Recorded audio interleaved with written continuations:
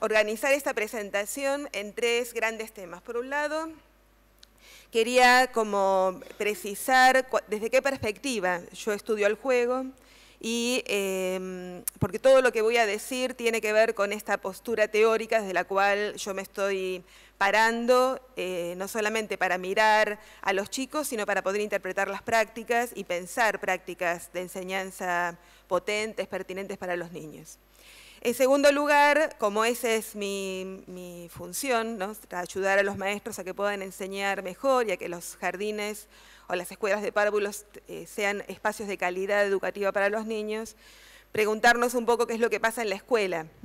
Y finalmente, presentar algunas problemáticas que vamos descubriendo en torno al pensamiento del docente y el juego y por qué hay tanta distancia a veces entre lo que vamos sosteniendo teóricamente y lo que vemos en algunas prácticas. Vamos a empezar con un pequeño videíto, que es un video del canal Paca Paca, que es el canal oficial del Ministerio de Educación de mi país para los niños. Y a partir de este videíto que se llama Jugar con Nada, vamos a tematizar un poco qué es el juego. A ver.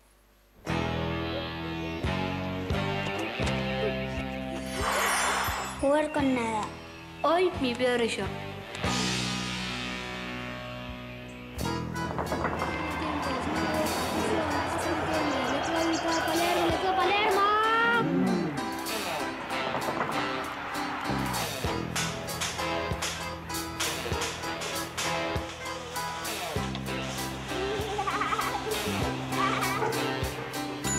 Jugar con las hormigas va ganando.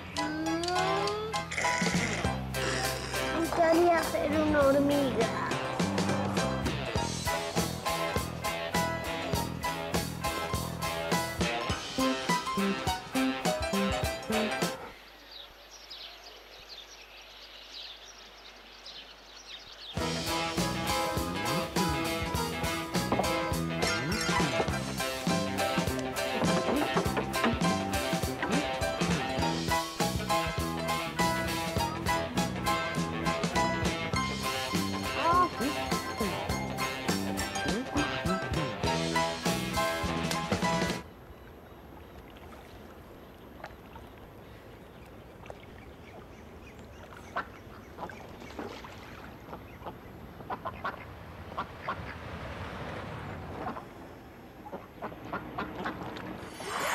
Jugar con nada. Mi peor yo.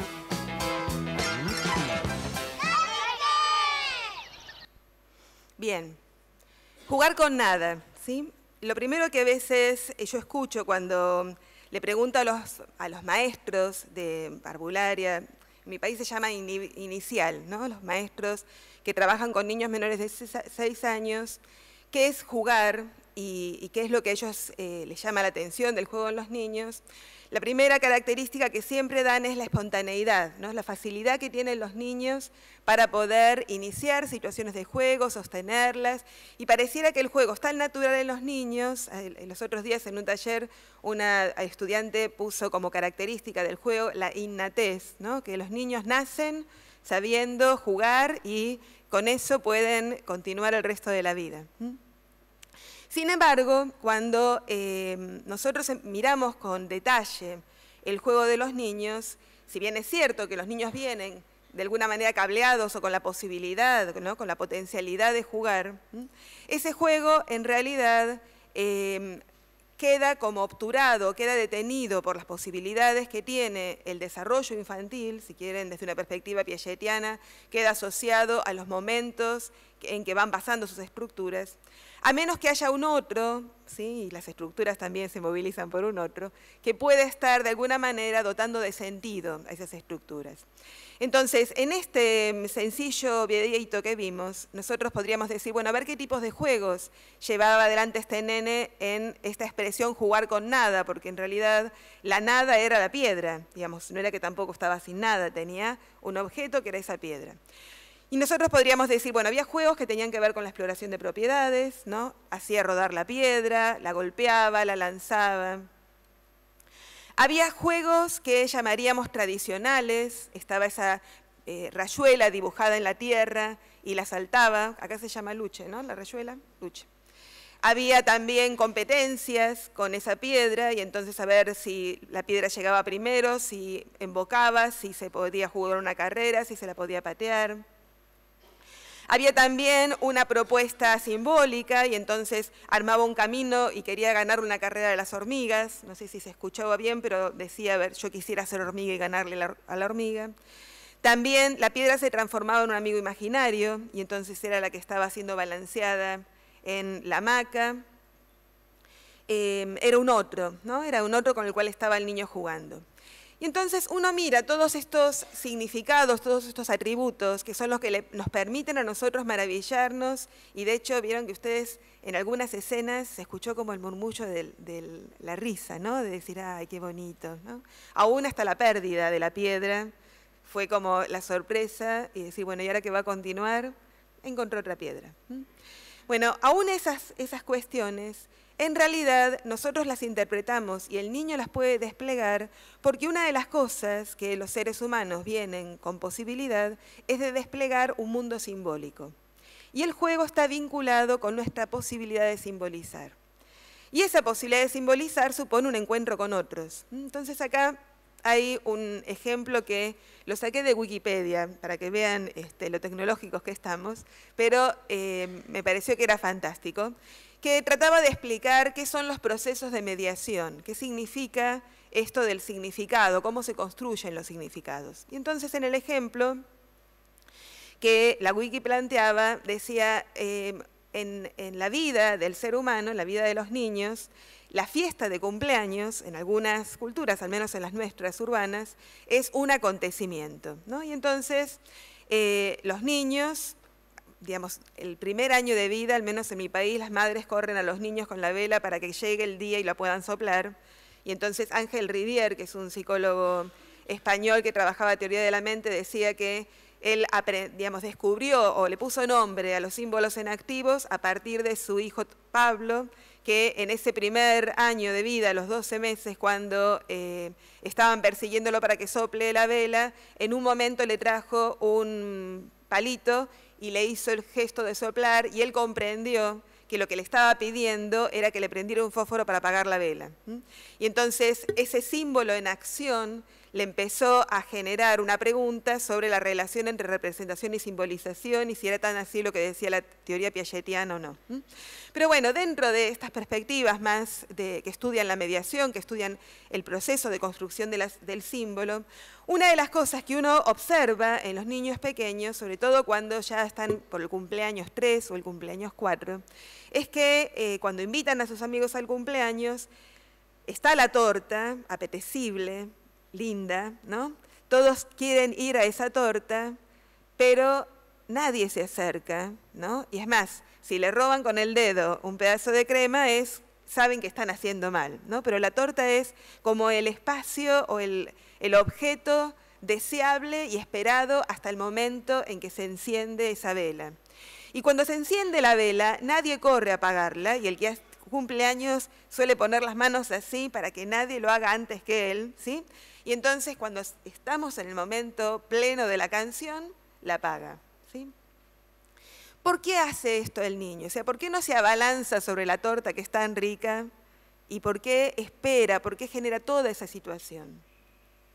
Desde las perspectivas socioculturalistas, ellos lo que nos dicen es que el significado de la torta de cumpleaños no va a estar puesta en esas propiedades físicas que la hacen dulce, brillante, rica, apetitosa, sino en el sentido que la cultura, que el ámbito, que la comunidad en la cual este niño va creciendo, le va confiriendo esa torta y se le va enseñando a este niño a lo largo de este tiempo.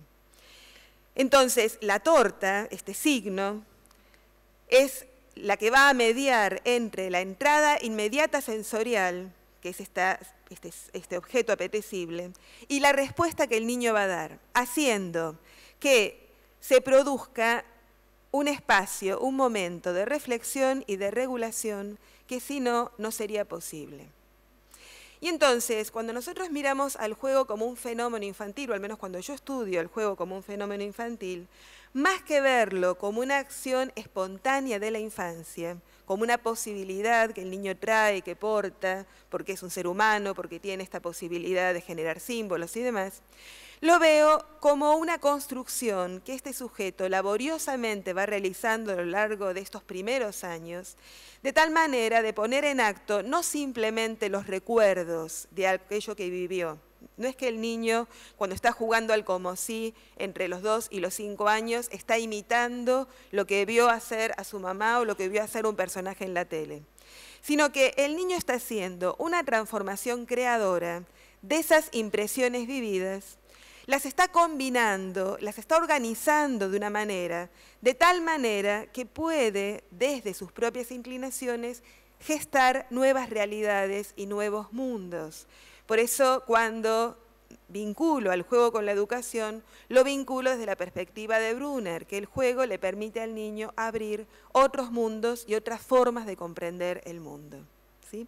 Entonces, todo lo que diga a continuación, ya no estoy parada en ver al juego como una acción espontánea del sujeto, como algo que tenemos que proteger en la infancia porque es lo más bucólico del niño, como una idea romántica del juego y el niño pequeño, sino desde la responsabilidad de un educador que es el que va a acercarle esta cultura nueva a los niños, va a expandir sus posibilidades de conocer el mundo y le va a permitir pensar sobre este mundo desde las posibilidades que los niños pequeños tienen, y entre los 5 y los 0, entre los 0 y los 5 años, el juego es el espacio privilegiado y el modo privilegiado de aprender, ¿tá?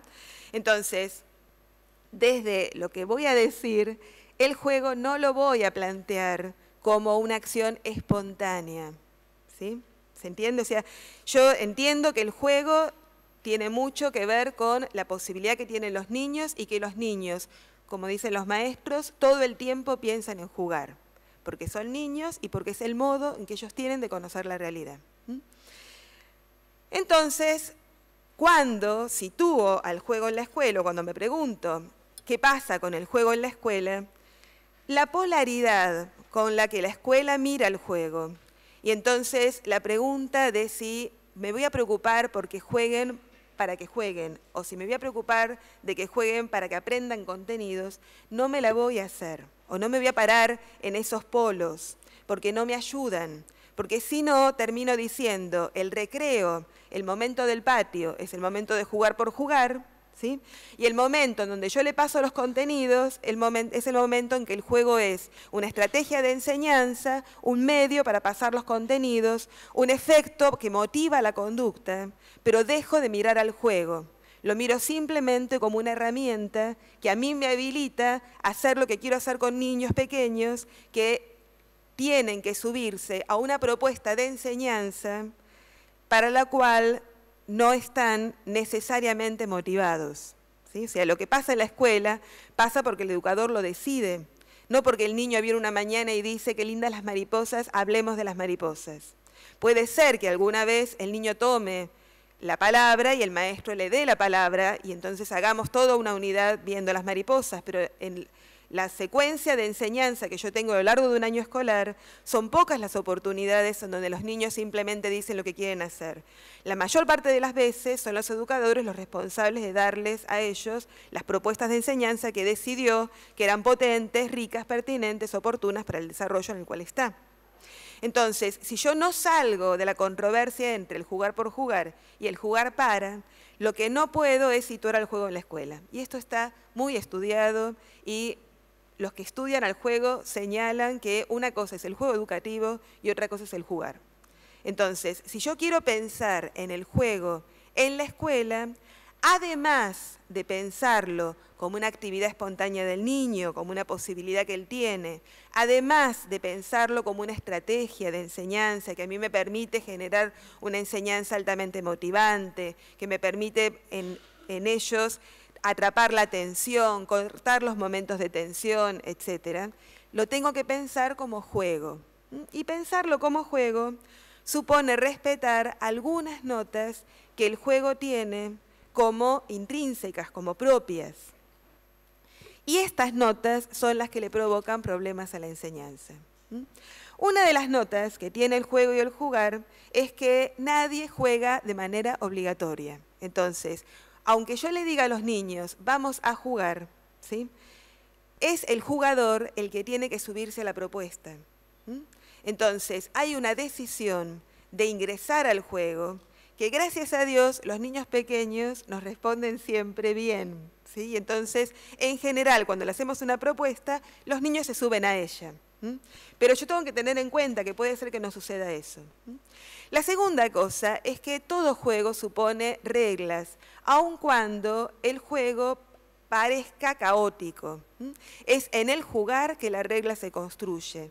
Es en el jugar que del caos devenimos en el orden. Y entonces hay reglas que tienen que ser presentadas porque son juegos que tienen reglas convencionales, que están por fuera del juego en sí, como el luche, que tiene un diagrama y una serie de reglas para poder atravesarlo. Hay reglas que son negociadas por los jugadores y entonces los niños pequeños, cuando vamos a jugar carreras, si saben que hay niños de diferentes edades, salimos de diferentes puntos porque corremos diferente. Entonces, si uno es más grande, sale de más atrás, y si uno es más pequeñito, sale de adelante. Y si algo no nos sale, invertimos el orden. Y hay reglas que están producidas en el jugar. Y entonces uno observa a los niños jugar y rompen la regla que tanto esmero tuvimos en enseñarles para atravesarla y poner otra. Y entonces de repente estábamos jugando que íbamos a avanzar tantos casilleros como indica el dado.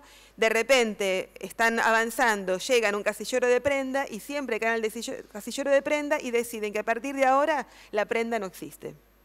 Y esa regla la transformaron en el momento en que lo estaban haciendo. Entonces, el jugador es el que tiene la propiedad del juego, el jugar siempre supone reglas, el juego es una actividad frívola y entonces no tiene consecuencias, por lo tanto me permite aceptar situaciones de fracaso, y entonces si yo veo que el niño no puede aceptar el fracaso, tengo que preguntarme qué es lo que está pasando en el juego, porque algo está sucediendo que él siente una situación de desconfianza en el cual el fracaso es una sensación de temor más que una situación de confianza porque estoy con otros y no importa porque estoy jugando, y entonces puedo intentarlo de vuelta. Pero si el juego lo estamos evaluando por fuera del jugar y le estamos poniendo puntajes, dejó de ser una situación frívola y entonces tiene consecuencias el ganar o el perder. El juego tiene incertidumbre en su resultado y entonces podemos acabar un juego aun cuando no se haya acabado y podemos llegar a un fin por diferentes lugares, ¿sí? Y el juego siempre es una actividad de segundo grado y supone una metacomunicación entre los jugadores, por lo tanto no puedo intervenir si no estoy jugando porque los de afuera son de palo. Estas características que son propias del jugar generan problemas a la enseñanza. O sea, cuando yo, educador, quiero pensar una actividad y la quiero pensar como juego, pensarla me genera muchos problemas. El primer problema es que como educador me tengo que formar en lo que significa la incertidumbre propia de la situación didáctica. Una cosa es que yo improvise, que eso no es bueno. Digamos, los educadores no improvisamos, aun cuando hay veces que tengamos que improvisarlo porque la situación didáctica tiene una inmediatez y no tenemos una respuesta para todas las situaciones. Entonces tengo que generar algo que por ahí no estaba pensado. Por ejemplo, un nene se lastimó, tengo 25 gritando porque hay sangre, tengo que hacer algo. Entonces ahí hay una situación de imprevisión. Pero otra cosa es que sea incierto. Entonces, la incertidumbre tiene que ver con la riqueza del juego, que no es una actividad cerrada en sí misma, que es una actividad abierta. Y entonces, cuando yo lo quiero cerrar, cuando yo le quiero poner límites al hecho de jugar, lo que estoy haciendo de ese juego es convertirlo en un ejercicio, ¿sí? En un ejercicio escolar. Entonces, supongamos que yo decidí presentar un juego de tablero como el juego de la oca porque quería que los niños tiraran el dado y quería que avanzaran tantas celdas como indica el dado porque estoy trabajando con conteo y entonces me viene bien este tipo de actividad para poder ejercitar el conteo y la relación 1 a 1, ¿sí? Fantástico, pero toda intervención que yo haga frente a chicos que se están equivocando en el momento de conteo, lo tengo que hacer por fuera del juego. No lo puedo hacer en el momento del jugar. Si yo interrumpo el juego porque un niño sobrecontó la casilla o contó mal, en lugar de avanzar 2, como decía el dado, avanzó 4, y ninguno de los otros jugadores se dio cuenta, la intervención se hace en el momento en que hablamos sobre el juego y el modo en que jugaron, no en el momento en que están jugando, ¿sí? Entonces, hay una serie de cuestiones que si yo estoy interviniendo, tengo que tener cuidado porque una intervención inoportuna cierra el juego y lo transforma en otra cosa. La segunda cosa que es importante en orden a estas características que tiene el juego es que es muy difícil aislar la competencia o el aprendizaje que yo quiero evaluar con el hecho de jugar.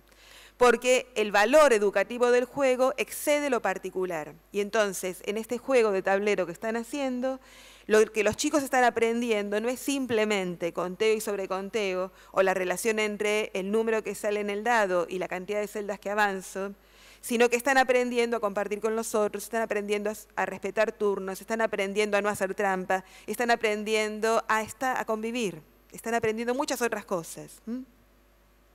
Entonces, el último puntito en relación con esto es que si queremos situar el juego en la escuela, deberíamos animarnos a diferenciar 3 acciones que son distintas.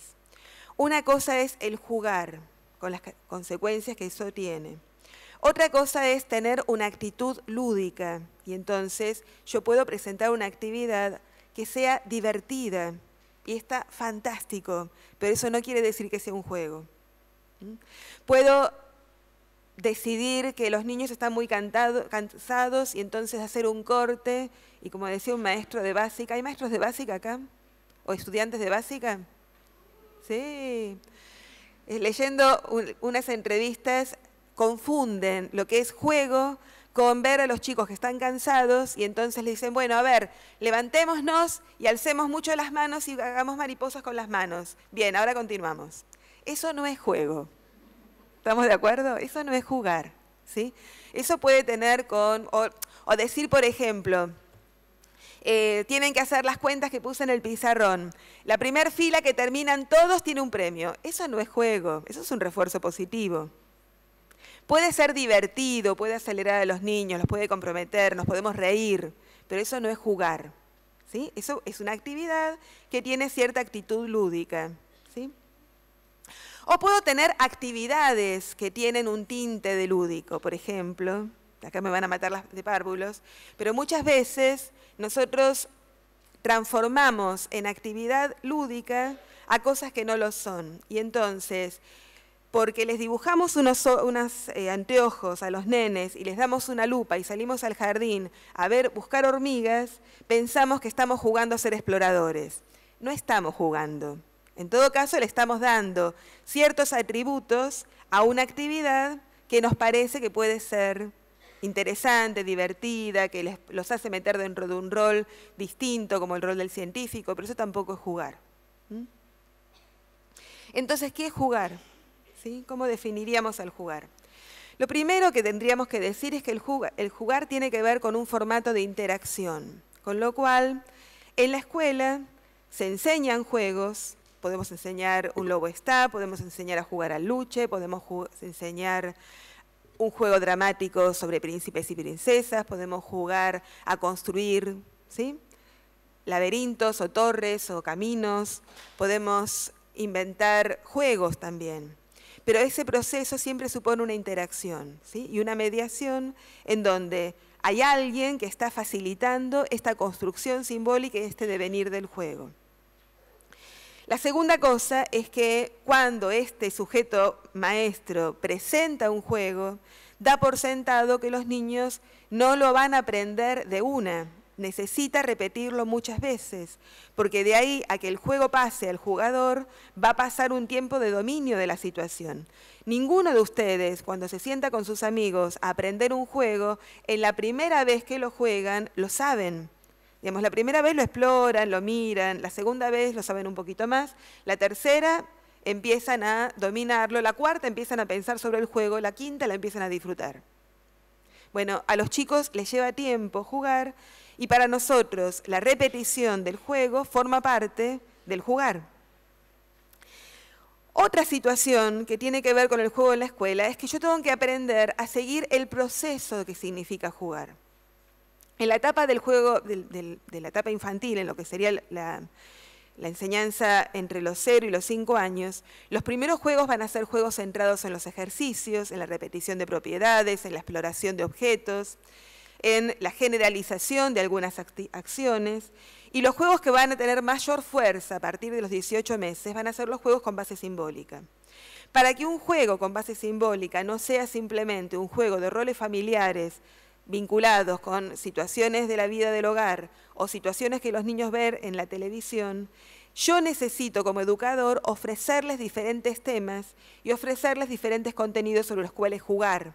Los niños no van a saber jugar al astronauta si ellos no saben desplegar las acciones que hacen los astronautas. ¿Se entiende? O sea, yo voy a propiciar situaciones de juego dramático o de juego sociodramático, como lo quieran llamar, de ambientes diversos al ambiente de la familia o al ambiente de los superhéroes, que es lo propio de la televisión. Si yo genero situaciones de aprendizaje de otras temáticas y los chicos pueden desplegar roles en escenas que han sabido aprender, sino lo que van a hacer es disfrazarse y hacer con esos roles cosas que ellos harían siendo mamás o siendo papás o siendo sujetos cotidianos. Y lo último, que es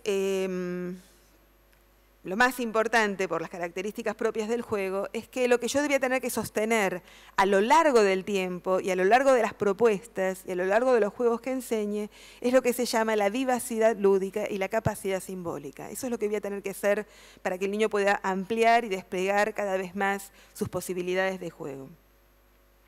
¿Qué hemos encontrado cuando analizamos el juego y el pensamiento docente? La primera cosa que encontramos es que hay mucha distancia entre el discurso del docente y lo que pasa en la vida cotidiana. O sea, los maestros, digamos, podemos seguir investigando sobre eso, pero la realidad es que una cosa es lo que piensan, y el otro día estaba con unas tesistas de parvulario y las chicas lo tenían como, les decía a Carla, como dogma. Perdónenme las que estén acá, pero las chicas, cuando yo pregunté cuál es el lugar del juego en la educación parvularia, me dijeron, las bases y programas dicen que el juego es lo más importante para el niño pequeño y como profesoras de párvulos vamos a sostener la necesidad de que el niño pueda defender su derecho a jugar. Amén, les dije. ¿Sí? Muy bien. ¿Sí? Ahora, la realidad, miren que yo estudio el juego desde el año 92, es que cuando uno entra al aula hay muy poco tiempo dedicado al jugar. La investigación del 2003, que le hice en Santiago y en Buenos Aires, mostró que del 100% del tiempo escolar, el 20% se dedicaba a jugar, ¿sí? Pero de ese 20%, el 7% era juego iniciado por el educador. El 13% era juego en el patio. ¿Sí? O sea que no es que le damos tanto tiempo al jugar.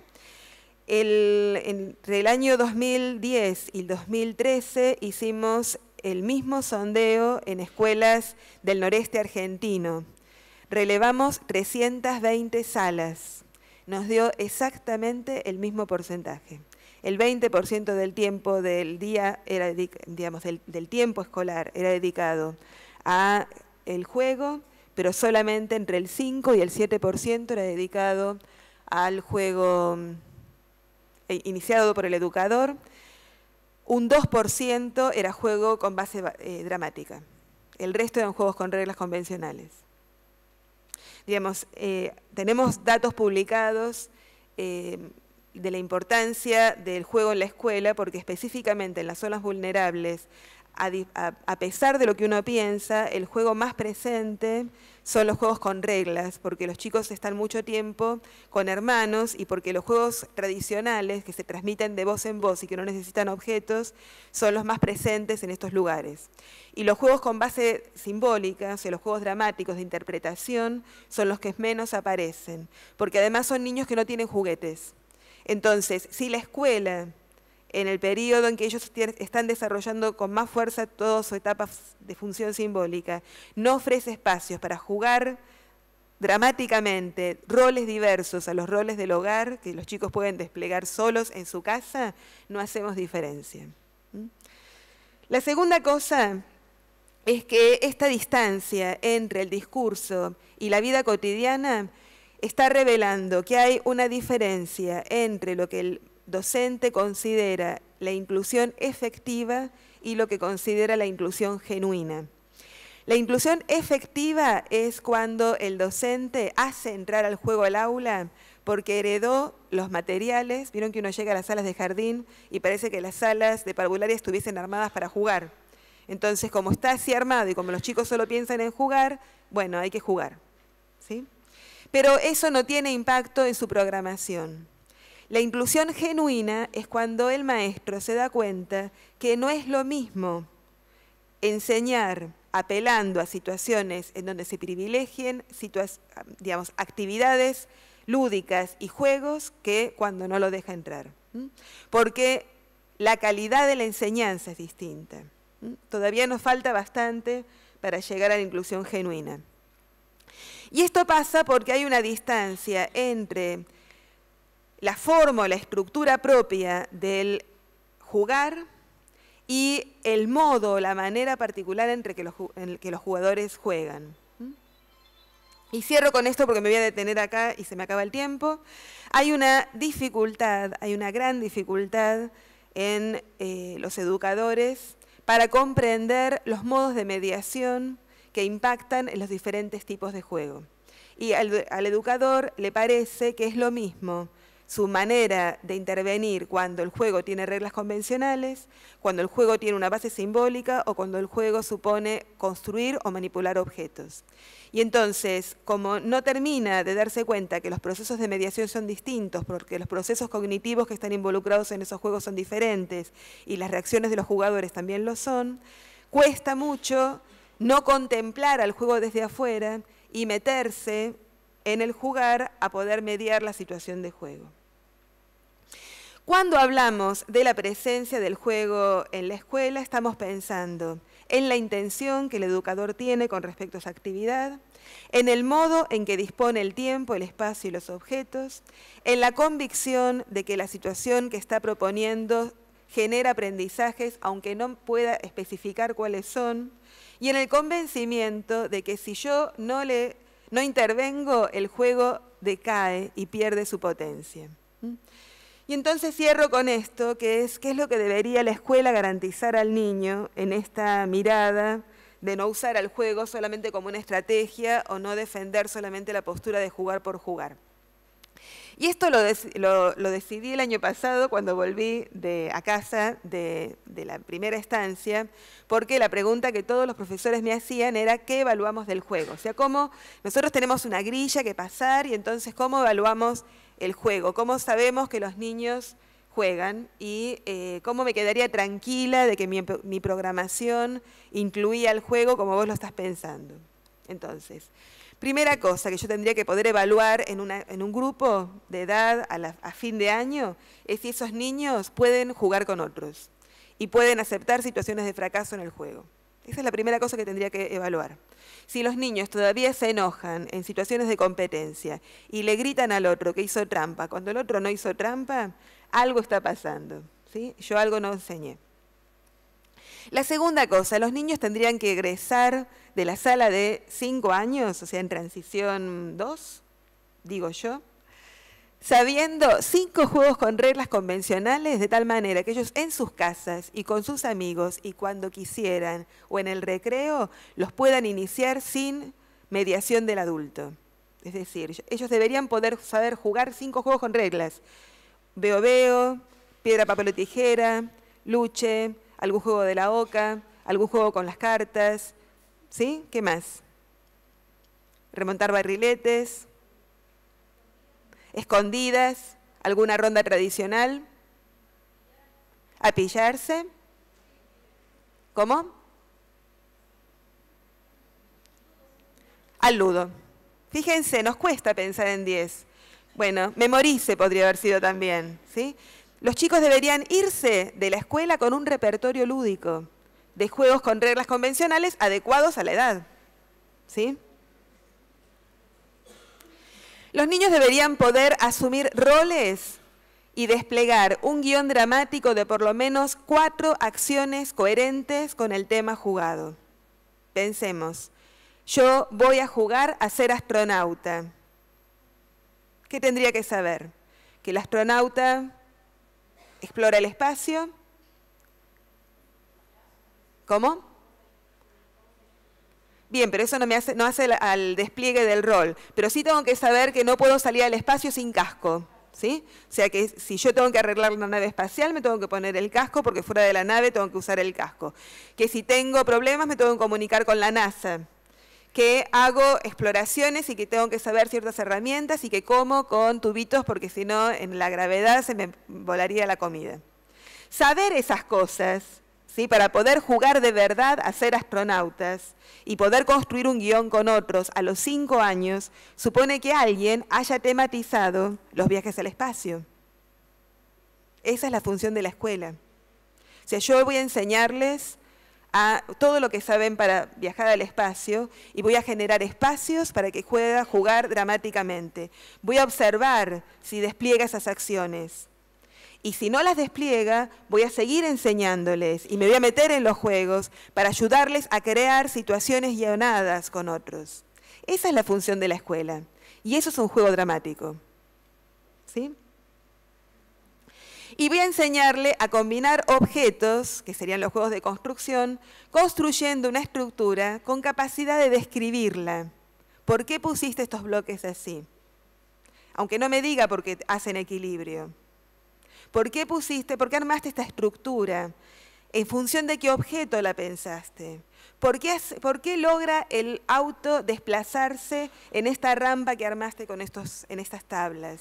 Que el niño pueda explicármelo, que él me pueda decir, mira, construir una casa, me costó un montón hacerle el techo. Y usé las tablas y las ubiqué, ¿sí? Bueno, todo eso hace a la posibilidad de cristalizar la imaginación. Cierro, porque dije que iba a cerrar a las 5 y lo voy logrando, con algo que me acercó a May y me encantó, porque es de San Alberto Hurtado y estamos en la Católica, y me pareció que para estos tiempos chilenos vienen bien. Decía San Alberto Hurtado, es más fácil gobernar a los niños como autómatas, imponerles una conducta y una sanción si no la cumplen, pero esa no es preparación para la vida. Podemos pensar para qué sirve la escuela, ¿no? Dewey decía que era una preparación para la vida. Dar responsabilidades supone exponerse de antemano a irresponsabilidades. Jugar siempre supone caos. Cualquier juego que iniciemos en la escuela al principio va a ser un caos y está destinado al fracaso. Por eso lo tengo que repetir y por eso no tiene riesgos, lo puedo hacer de vuelta. Las primeras experiencias de la libertad llevan a abusos de la libertad. Pensemos en lo que nos cuesta a nuestros países ser democráticos. Esto debe preverlo el educador, para que no se amargue cuando lleguen esas realidades que a tantos desconciertan. Entonces, como somos educadores y no nos vamos a amargar, y el paso de los años no nos va a hacer educadores amargados que quieren llegar a su casa con estos chicos infernales que me tocaron este curso, ¿sí? Vamos a tratar de darle un lugar a los chicos, ¿no? Y en la época de 0 a 6, el juego es lo mejor que ellos pueden hacer, lo mejor que yo puedo ayudarles para que sean mejores, y el mejor espacio de libertad regulada que la escuela les puede ofrecer. La imagen me la hizo, es en honor al Jardín de Playa Ancha, no sé si hay alguien que me invitaron a conocer y a visitar, y tiene un patio de juegos precioso con pinturas de Nemesio Antunes, que los conocí allí, y me parece que es una hermosa metáfora de los niños chilenos. Bueno, muchas gracias a todos y a todas.